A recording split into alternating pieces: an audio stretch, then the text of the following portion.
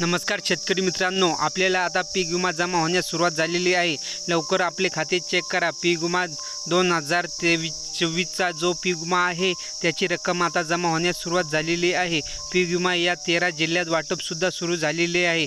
हेक्टरी 25,000 रुपये अनुदान सकाळपासून सुरू झालेले आहे। तुमचे खाते चेक करा, कोणत्या जिल्ह्यामध्ये किती पीक विमा मिळालेला आहे याविषयीची संपूर्ण माहिती आता आपण बघणार आहोत। तर कोणत्या शेतकऱ्यांना पीक विमा मिळणार आहे आणि कोणत्या शेतकऱ्यांना मिळणार नाही, व्हिडिओला संपूर्ण बघा, स्किप न करता शेवटपर्यंत बघा आणि व्हिडिओला लाईक आणि चॅनलला सबस्क्राइब करायला विसरू नका। तर मित्रांनो बघू शकता की पीक विमा संदर्भात मोठी बातमी समोर आलेली आहे।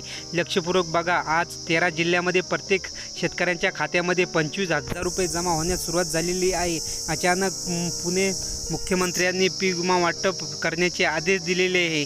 आज सकाळपासून हा पीक विमा जमा होण्यास सुरुवात झालेली आहे।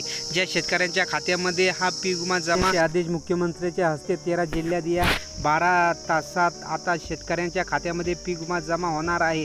तर असे आदेश मुख्यमंत्री यांनी दिलेले आहे। पुणे येथे सभा घेण्यात आलेली होती, त्यामध्ये मुख्यमंत्र्यांनी आता 13 जिल्ह्यात शेतकऱ्यांना पीक विमा जमा होणार आहे आणि ते कोणते जिल्हे आहे या व्हिडिओमध्ये आपण संपूर्ण बघणार आहोत।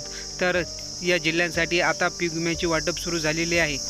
तर शेतकरी मित्रांनो, या कोणकोणत्या जिल्ह्यांसाठी हा पीक विमा देण्यात येणार आहे तर बघू शकता। यामध्ये यवतमाळ आहे, कोल्हापूर आहे, नाशिक आहे, जळगाव आहे, अहिल्यानगर आहे, धाराशिव आहे, परभणी आहे, बीड आहे, बुलढाणा आहे, अहमदनगर आहे, सातारा आहे।